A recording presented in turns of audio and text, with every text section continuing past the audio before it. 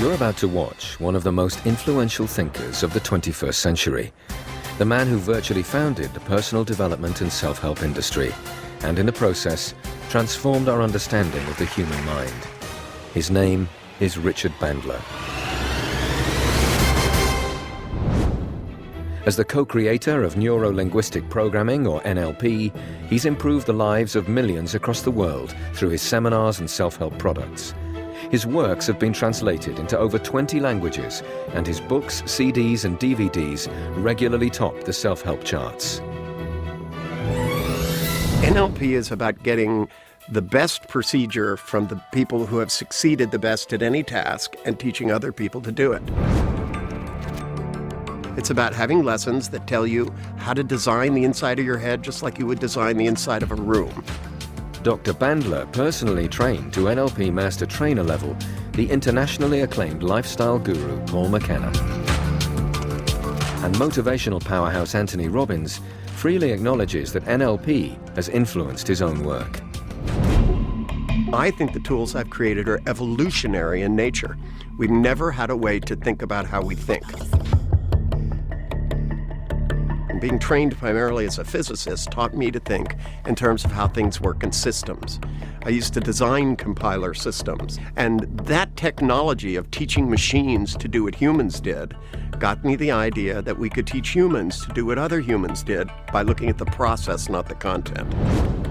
Thanks to Dr. Bandler's mind training techniques, therapists, athletes, business people, writers, artists, musicians, teachers, entrepreneurs, negotiators, politicians, and countless others have become more successful and more effective at what they do.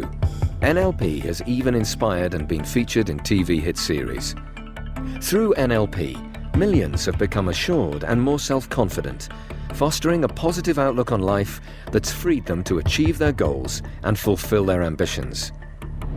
And because Richard Bandler teaches others the art and science of excellence, celebrities who excel at what they do are happy to work alongside him. What I do is I teach people to think differently. You think differently, you feel differently. Therefore, what you can do expands. Whether you want to become a master in communication, reach the pinnacle in your powers of persuasion with techniques that will leave everyone winners, or simply overcome a phobia and gain more confidence, watch now and understand how you can change your life forever with Richard Bandler and NLP.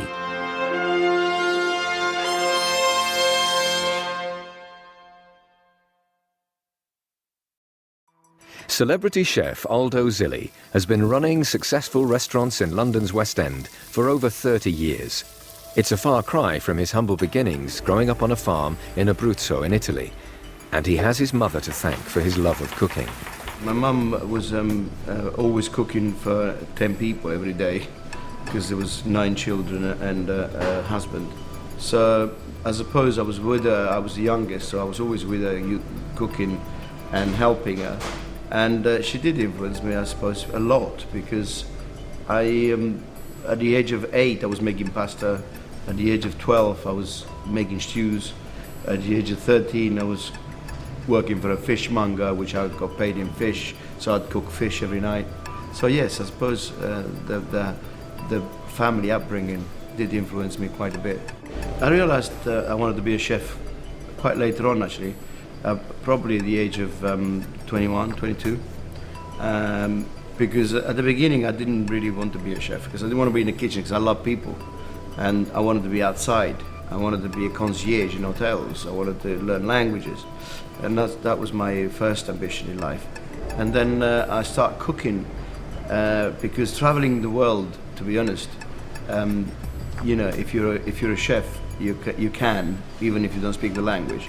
And that was my ambition, to travel the world. So I started working in a kitchen in Italy, and then my mum taught me, you know, a lot of things about cooking. And then I realized that I could do this for a living. Getting the chance of opening my first restaurant at the age of 26 in those days in this country, where Italian ingredients were very limited, and I had to cook with what I had. And opening my first restaurant was a very big chance that I took, but I had nothing, so I couldn't lose it, nothing. So it wasn't that bad, but it was a huge turning point in the sense that I was in business all of a sudden. Today, Richard Bandler is on his way to meet Aldo. By questioning and observing him, he will uncover what has made him a successful chef. Hi, I'm Richard Bandler, I'm Альдо Зилли. and I'm here today to see if we can find out what makes you such a talented person. I'm not a psychologist, I'm not an archaeologist, and I'm not a voyeur either. I'm not really interested in how people develop their difficulties. What I'm interested in is how you neurologically learn to think differently, how the brain recodes and produces different behavior. My work is based on the structure of our neurology and our neurochemistry.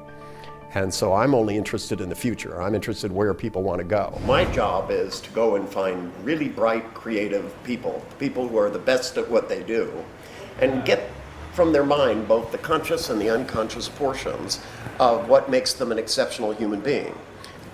Whereas a psychologist wants to find out what's wrong with you, my job is to find out what's right with people, to find out how they become successful at what they do, and how they stay motivated, and how they're creative. And obviously you're one of those people. Mm-hmm. See, a lot of people go, gee, I wish I could be like so-and-so and own a restaurant. At some point in time, you did something in your mind that told you that you could do this, and in fact you could do it better than other people, that this could be a vocation. At the age of 26, I was working in a restaurant, and the owner decided to retire, and he said, would you be interested in renting my restaurant off me while I just go and play golf? And that was a big turning point, because I thought I could do a lot better than he was doing. Okay, and now when you thought that, did you actually, inside your mind, make a picture of you being in a restaurant, having it be different and being successful? The picture in my mind was of being the boss. I was always dreaming of being the boss. So were you being the boss in the same restaurant, or were you being the boss in a restaurant that was even better than the one you worked in? I was being the boss in the same restaurant, but I made it better. For some reason, that restaurant turned into a celebrity magnet. It turned into a very, very successful Italian restaurant in London. And when you design something that you're going to cook, how do you make up something new to cook for the restaurant? Where does that come from? Where is the seed of the creativity in your brain? Do you start with a smell or a taste, or do you decide what it's going to look like? Or Colors first. Colors. That's interesting. People eat it with their eyes. People eat with their eyes. So I always think art, colors, how I'm going to put it together on a plate, what it's going to end up looking like. When I write books, it's exactly the same. And then I go for the ingredients that are available at the time of the year. The first thing I put on the menu, I'll never forget this, was the Italian flag colors. Mm-hmm. You know, so I put a tricolore on the menu, which is avocado, tomato, and mozzarella. That's great. And that was my first thing I ever put on the menu in my first restaurant. And you laid them out in a row like the flag? I laid them out properly with a little bit of basil dressing, and people loved it, and it's still on the menu now. After 30 years. Obviously that was one that worked. Yeah. Don't mess with success. That's what I always say. No, don't fix it if it's not broken. I think I'm getting a little bit of the gist of what you have to offer people, and part of the process that I use to find out how I'm extracting somebody's talent is to see if I can instill a little of that in other people. So I've brought some catering students here with me. There are people that probably in their mind wish they could become you. And both you and I know that's probably not the best thing, that you can't really become somebody else, but you can learn from their talent. Obviously, you're somebody who's got a very strong will. You can take risks, but you also have unique ways of making decisions about how you would prepare food. And you understand the restaurant business enough that you know it's not about sitting in the back of the kitchen making perfect meals, that your relationship with your customers is important. And so what we're going to do is we're going to have a little chit-chat with these people and see if we can instill in them a little bit of what makes you a powerful guy who ended up doing so well in this business. And hopefully if we get a little bit of that in the front and the back of their mind, they'll stand a better chance of someday maybe we'll be eating in their restaurants. A group of catering students hungry to learn have come along to the restaurant. With Richard's help, they hope to walk away with an insight into how to be a success in their own cooking careers. When I meet Aldo, what I would like to achieve is some inspiration, some new techniques and tips to help me in my career. I'd love to know what goes through Aldo's mind throughout all his stages in the career. I'd like to have my own restaurant one day. I'd like to welcome you here to Zilli Fish, Aldo's restaurant. I'm Dr. Richard Bandler. I'm hoping today that we'll be able to learn from Aldo so that maybe you can become inspired to be as successful as he has. Obviously, if you're aspiring young chefs and you look at somebody that's successful, you can maybe learn a little bit from them. And so we're going to go into the kitchen, and Aldo's going to show you how to cook something and give maybe one of you a chance to try and do the same kind of thing, and it'll give me a chance to watch and maybe learn a little bit about how he designs and does the things that he does. So let's stop now, and we'll go into the kitchen and watch Aldo in action. So follow me. Basically, what we're going to do today is I'm going to show you just a few secrets about how to deal with pasta, fresh pasta, instead of dealing with dried pasta. That's where the secret is to have fantastic seasonal ingredient to start with, and then the cooking becomes easy. All right, so start with a non-stick, very good pan. Okay, always remember to invest in good equipment. Knives, fantastic set of knives you need. Okay, and always keep them really, really, really sharp. Really sharp. In the kitchen, it's safer to have sharp knives than it is to have blunt ones. Right, so we got extra virgin olive oil, okay? Not virgin, not sunflower, fantastic ingredient, extra virgin olive oil. I'm gonna make a fresh sauce to go with my wonderful fresh spaghetti. So, we've got some garlic here, which we're gonna chop, and we're gonna put it in. Okay, we're gonna flavor that oil. Just flavor the oil, and then what you do is you take the big bits out, because you already flavored the oil. As soon as the oil comes up to boiling point, the garlic's flavored. All right, so we got some asparagus, English asparagus in season at the moment, really, really fantastic. A few cherry tomatoes. Of course, tomato is not a vegetable, it's tomatoes. Fruit. Well done. And a couple of these wonderful anchovies. This is my base for my sauce.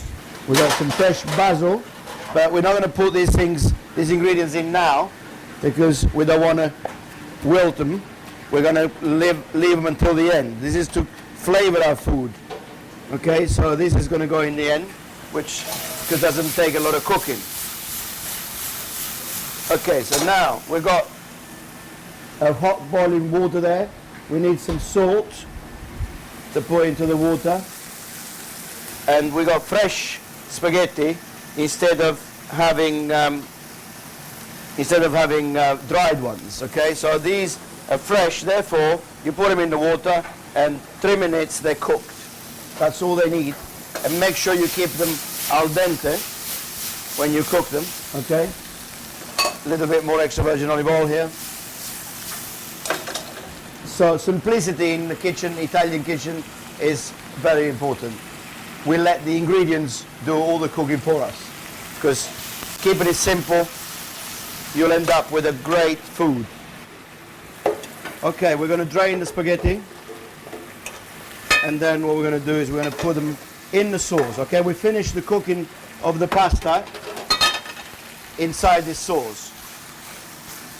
Don't make a sauce and then serve the pasta, and then put the sauce on top, because the pasta won't have any flavor whatsoever.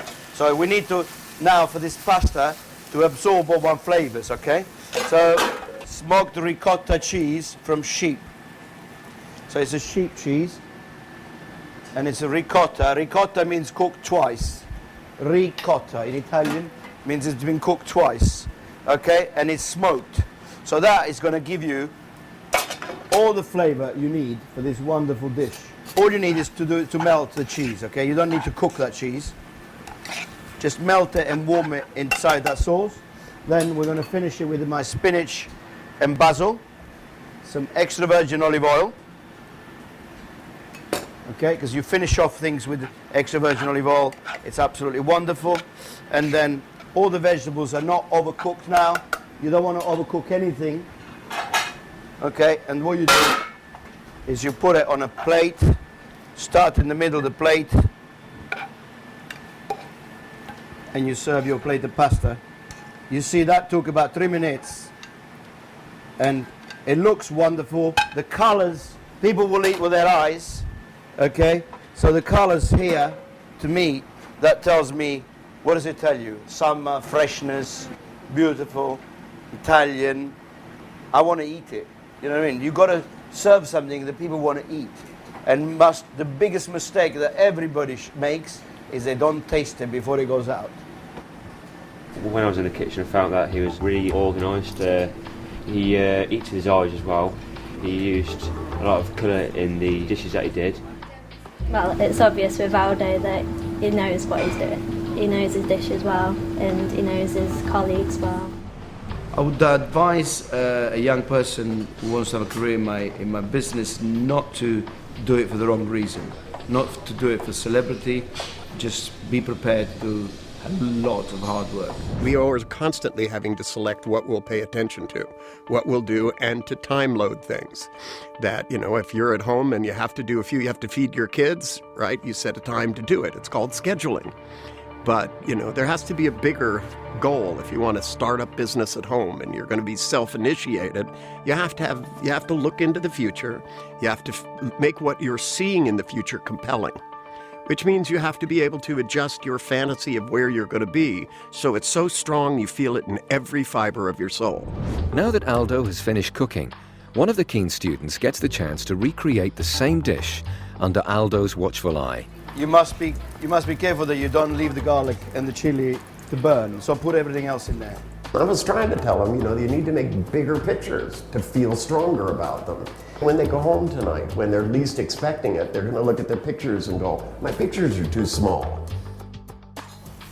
Okay, he's doing a good job, this guy. He's a very quick learner. You can put the pasta in. I think that watching, you know, a master at work should inspire you. The ease with which he made something wonderful, how quickly he made it. He didn't use nasty ingredients. He just, you know, if they watch that and they look at the environments and the buildings he has, and they were in 2 restaurants, it should inspire them.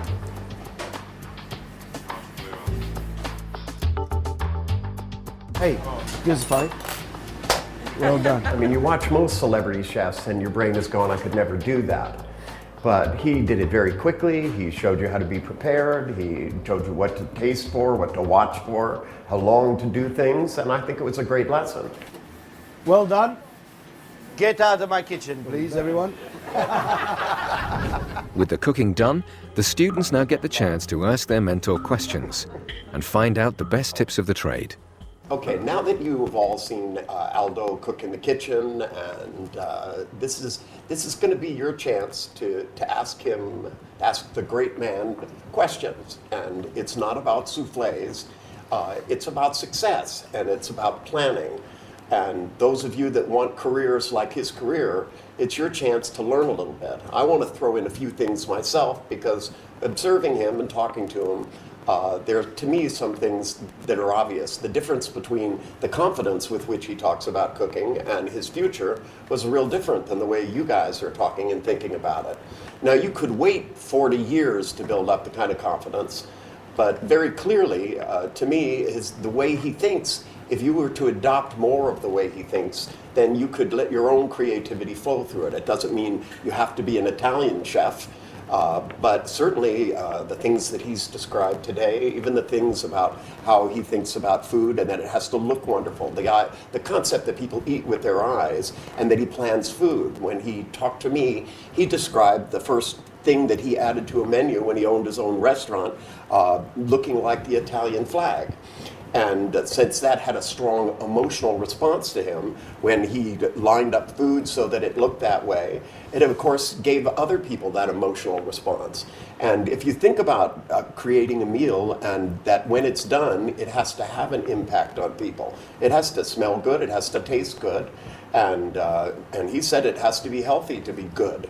But this is your chance to ask questions about how he decided and plans restaurants. This is where your imagination, this is a chance to pick up a piece of wisdom that you probably couldn't get anywhere else. So, what's it going to be? These two boys have just been doing a competition. They got through to the next stage. What can they do now to actually win that competition? They've gone through the final, the heats, and they're going to go there. They're a little bit frightened to ask you. Little tip to help nerves. I think you've got to cook out of your comfort zone. Yeah. I think you've got to go and create for your own sake at home first, before you go to the competition, and push yourself harder outside your comfort zone, and you will win the competition. And keep positive. Yeah. You can do it. That's extremely good advice, because people ask me all the time what personal power is.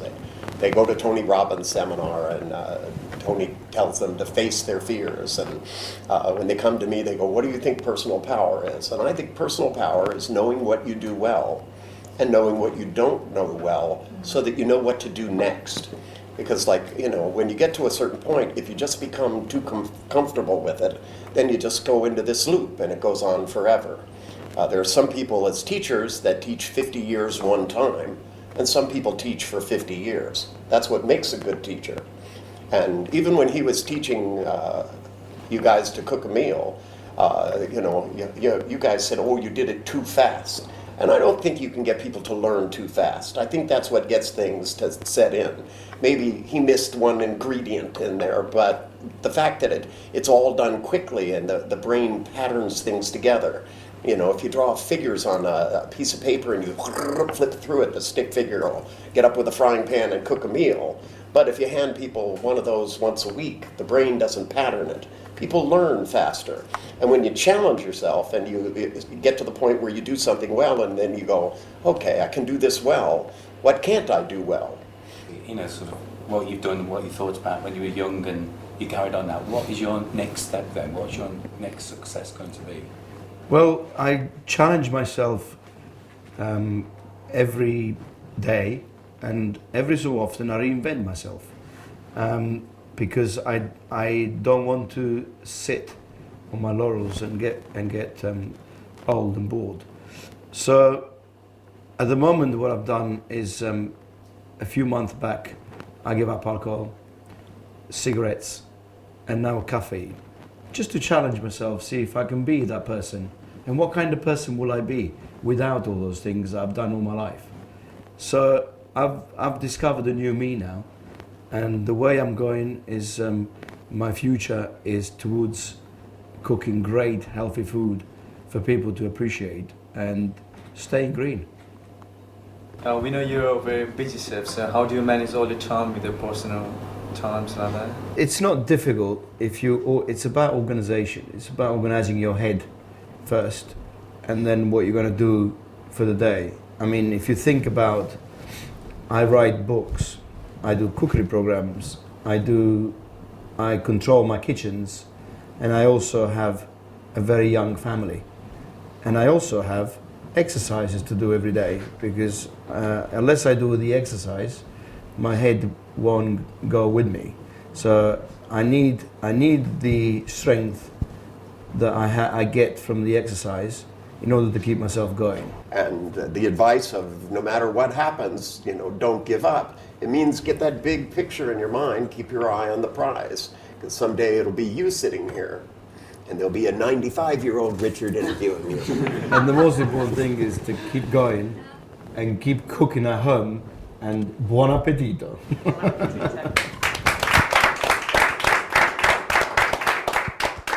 What I'll take away from this experience with Richard and Aldo is obviously build your career up as you go along. You might not have nothing at the start, but you've got the passion and the enthusiasm, you can always get there. He's very strong-willed, and I took all that on, that I know that I'd have to get more confident in the future. In as far as Richard is concerned, I was very impressed with him. He says some really, really straightforward things that are so obvious, but you wouldn't necessarily think about it yourself. I think the two students that are in a competition at the moment, they've taken a lot away from us.